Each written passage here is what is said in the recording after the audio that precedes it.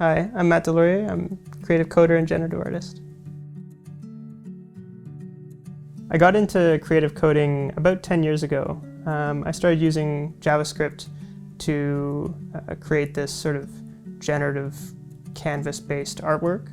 And suddenly I looked at it and I thought, this is not just something that's using JavaScript to create a web design or a web page, but it's actually something that I could print, something that I could maybe one day hang on a wall or exhibit.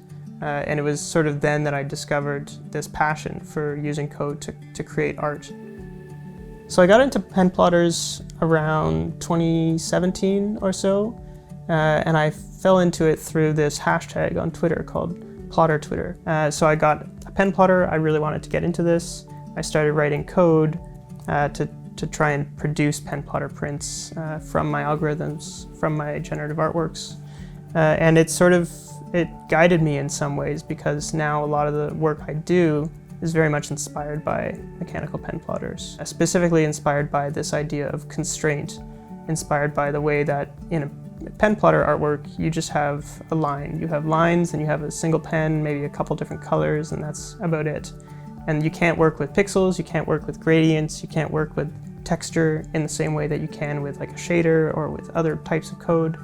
And so it's this kind of beautiful idea where you just are constrained in some way, and yet from that there's so much creativity that can flow from this constraint. So Hasher is sort of continuation of my interest in maps and topography and the way of the world, sort of in terms of geology and things like that.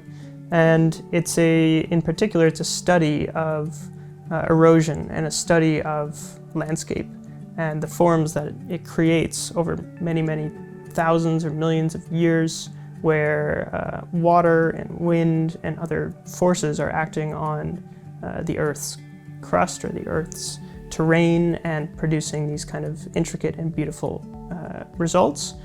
Hasher is a term that's used in map making, where it's many, many tiny little parallel lines to basically describe the height of certain terrain and the altitude and things like that.